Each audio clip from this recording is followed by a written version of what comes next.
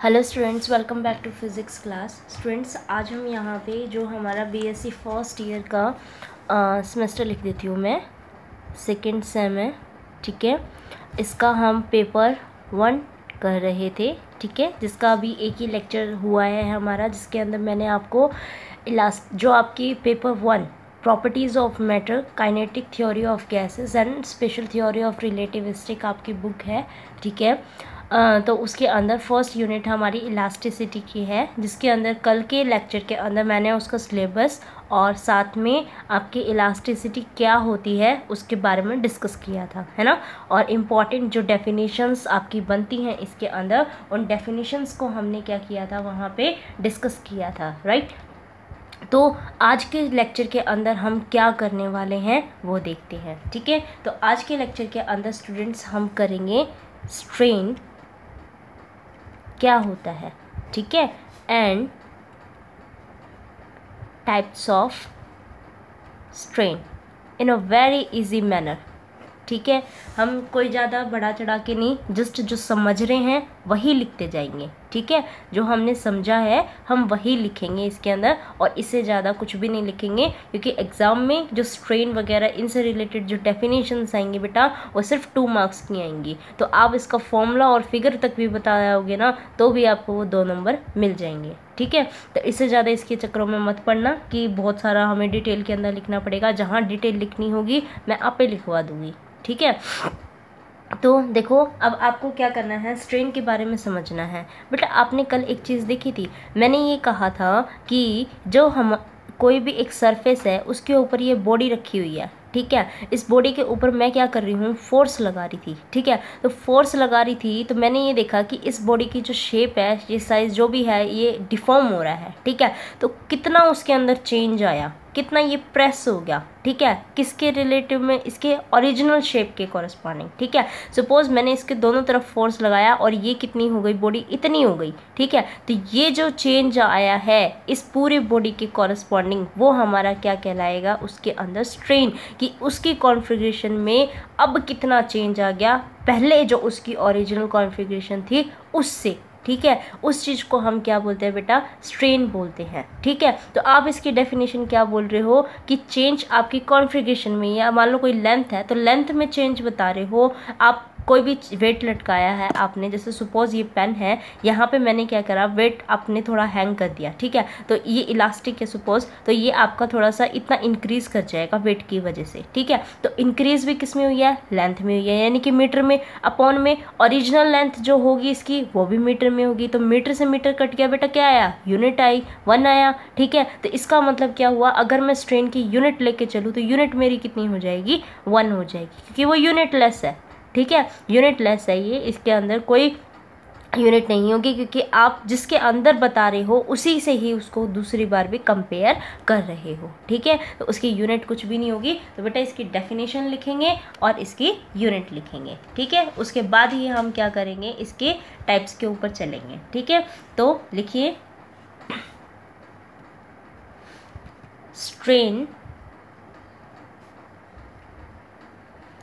produced in a body is measured as the ratio of change in configuration to its original configuration, ठीक है। तो strain क्या होता है आपका कि उसकी कॉन्फ़िगरेशन में लेंथ है तो लेंथ में कितना चेंज आया अपॉन में ओरिजिनल लेंथ हो गया, वॉल्यूम है तो वॉल्यूम में कितना चेंज आया अपॉन में ओरिजिनल वॉल्यूम आ जाएगा, ठीक है। कोई भी चीज़ हो उसमें कितना आ जाएगा वो आप उसको क्या बोलोगे, स्ट्रेन बोलोगे, ठीक है। यूनिट क्या है इसकी बेटा, डायमेंशनलेस, डायमेंशनल लेस, ठीक है। कोई इसकी यूनिट नहीं होती है, ठीक है, ये डायमेंशनलेस होती है। अब आप कहोगे कि मैडम ये बताओ कि है ना इसके अंदर कितने टाइप के होते हैं, ठीक है। तो अब टाइप देख लेते हैं, type of strain, type of strain के अंदर कौन कौन से हो सकते हैं? पहला, आप ये कहोगे कि मैम एक काम करो, ये एक आपने अभी एग्जांपल दिया था, एक ये मैंने रॉड ली हुई है, इसके यहाँ पे मैंने ये इलास्टिक की ली हुई है रबड़ की, और यहाँ पे कुछ वेट हैंग कर दिया, तो आप मतलब मैम ये नज़र आ रहा है हमें कि अगर मैंने वेट लटका दिया ना तो ये इंक्रीज़ करगी length.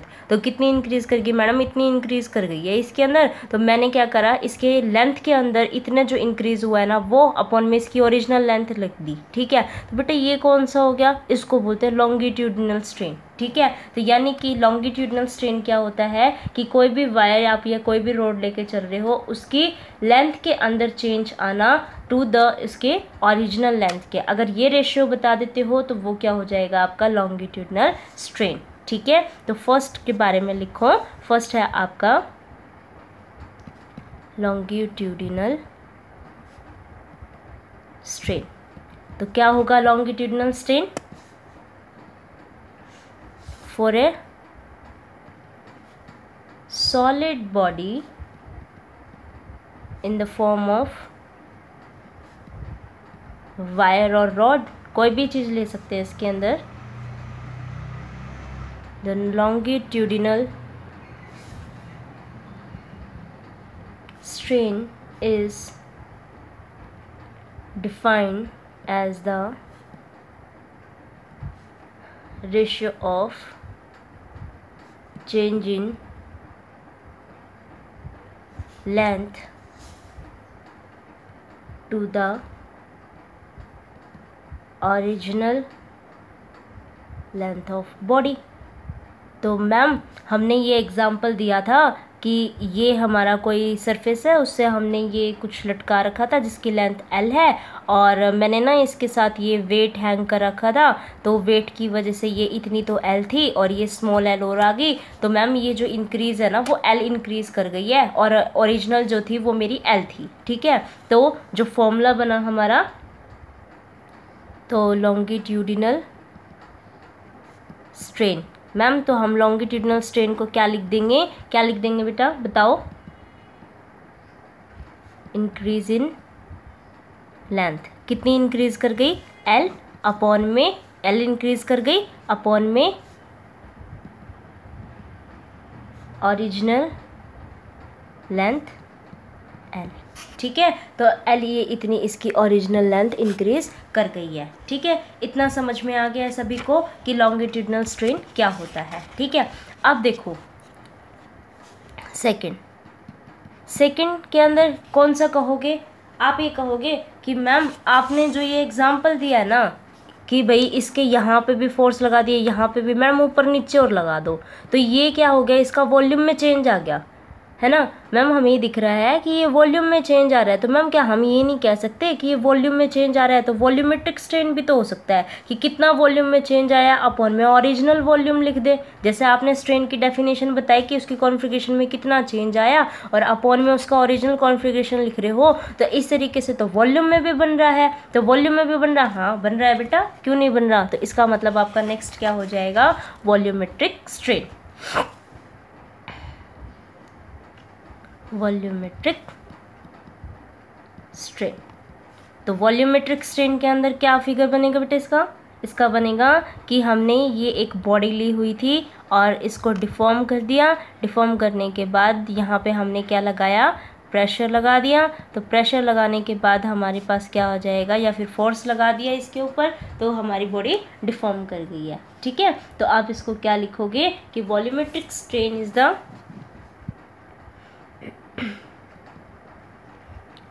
it is defined as the ratio of change in volume। कितना हमने चेंज कर दिया बेटा? इसको देख लेते हैं कि ये स्मॉल v वॉल्यूम था और पहले जो पूरा इसका वॉल्यूम था वो कैपिटल V था। ठीक है, तो change in volume V to the original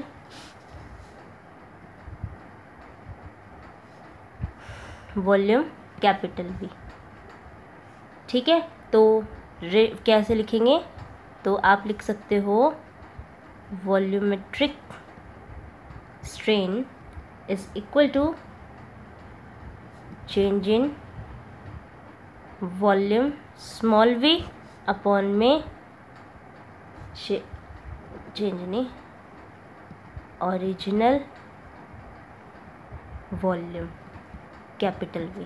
ठीक है बेटा, इतना समझ में आ गया कि जब हमने कोई भी आपका बॉडी था उसके ऊपर हमने यूनिफॉर्म प्रेशर लगाया हर जगह से तो बॉडी क्या कर गई, डिफॉर्म कर गई। ठीक है, उसके बाद थर्ड टाइप का 3 ही होते हैं। ठीक है, थर्ड कौन सा होगा समझा देते हैं पहले, है ना। आप ये कहोगे कि मैम आपने ये कहा कि भाई लेंथ में हो गया तो लॉन्गिट्यूडनल स्ट्रेन हो गया, वॉल्यूम में कर दिया तो वॉल्यूमेट्रिक स्ट्रेन हो गया। मैडम ऐसा भी तो होता है ना कि जैसे मान लो ये कोई बुक है, ठीक है, इस बुक के उस पे है ना मैं क्या कर रही हूँ मैडम, ऐसे फोर्स लगा रही हूँ। ठीक है, ऐसे फोर्स लगा दिया तो मैम हम जैसे ये ले लिया, हमने कह दिया कि मैम हमने इसके ऊपर फोर्स लगा दिया और फोर्स लगाने के बाद ना ये ऐसे डिफॉर्म हो गई, यानी कि इसके यहाँ के जो एंगल है ना यहाँ वाले ये इधर चला जाएगा और उसका आगे निकल जाएगा, तो यानी कि इसके एंगल में भी तो चेंज आता है। मैम अगर एंगल में चेंज हो जाए तो नाम क्या बोलेंगे उसको बताओ, तो फिर मैडम नाम बताएगी कि भाई उसको शेयरिंग स्ट्रेन बोल दो। ठीक है, तो इसका मतलब जब किसी उसमें एंगल में चेंज आ जाता है तो आप उसको नाम क्या दोगे, शेयरिंग स्ट्रेन। ठीक है, तो लिखिए एक minute,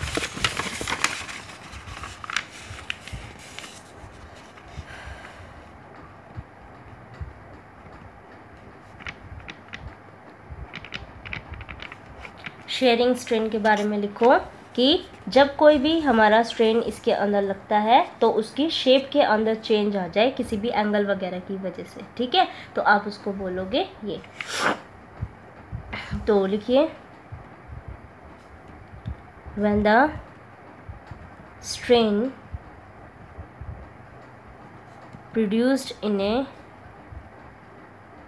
body is such that there is only change in shape of it but no change in volume, it is said to be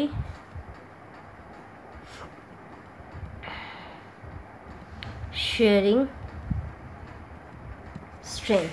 ठीक है, और दोबारा उसमें क्या कह सकते हैं कि हम इसके इंक्लाइनेशन में चेंज बता रहे हैं ना, तो उसी के इस पे भी डिफाइन कर सकते हैं। ठीक है, and also it may be defined as the change in inclination of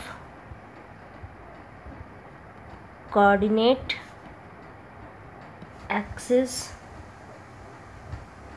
of system और body। ठीक है, आप ये भी बता सकते हो और ये भी कह सकते हो कि इसके अंदर क्या करते हैं कि एक प्लेन के अंदर, क्योंकि ऐसे उसको कर रहे हैं, ऐसे इसको कर रहे हैं, तो उसके एक प्लेन के अंदर क्या आ रहा है, डिस्प्लेसमेंट आ रहा है। कब, जब हम उसके ऊपर नॉर्मल स्ट्रेस लगा रहे हैं, एकदम ऐसे कर रहे हैं उसको। ठीक है, तो उसके इस प्लेन के अंदर क्या आ गया, डिस्प्लेसमेंट आ गई। ठीक है, तो आप इसके फॉर्मूला जो है वो एक्चुअली में इसी फॉर्म में लिखोगे और उसके इंक्लाइनेशन में चेंज आ रहा है इसीलिए इसको थीटा से रिप्रेजेंट करोगे। ठीक है, तो इसका डेफिनेशन एक और भी लिख सकते हैं, वो लिखनी पड़ेगी।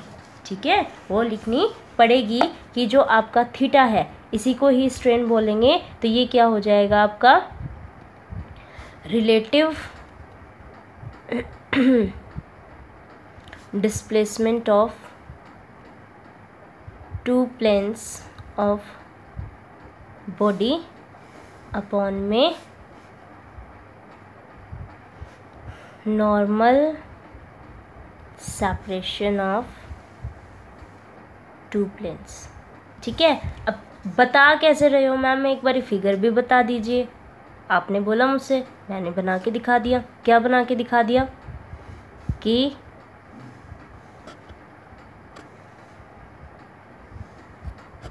ये इस तरीके से एक बना लेते हैं।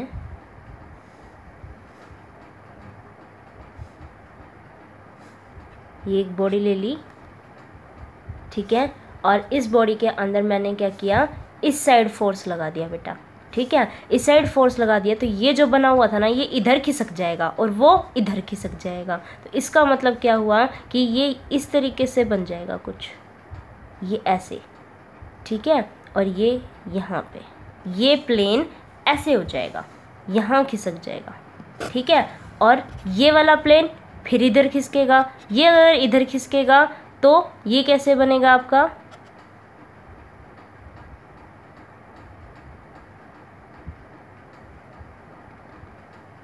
ये मैम ऐसे बन जाएगा, ठीक है। इसका मतलब क्या हुआ कि इसको अगर इधर शिफ्ट किया तो ये मेरा इधर शिफ्ट हो गया। तो ये जो एंगल आया ना, यानी कि इन दो के, ये जो दो प्लेन थे इसके उसमें, यानी एक फेज हो गया और ये दो आपस में जो रिलेटेड प्लेन्स थे उनके बीच का जो एंगल बनेगा आपका, उसको क्या बोलेंगे, शेयरिंग स्ट्रेन बोलेंगे। समझ में आया, ठीक है। तो बेटा ये आपके 3 तरीके के स्ट्रेन थे जो मैंने आपको समझा दिया। पेपर में आएगा तो इतना सफिशिएंट है, ठीक है, क्योंकि ये 2 नंबर में ही आएगा कि डेफिनेशंस के बारे में पूछेगा, ये क्या होता है क्या नहीं, तो आप जस्ट उसको इस तरीके से बता के आ सकते हो, ठीक है। तो यहाँ पे हमारा स्ट्रेन के ऊपर लेक्चर कंप्लीट हो गया है। कल हम स्ट्रेस पढ़ेंगे, ठीक है। Thank you for watching this video.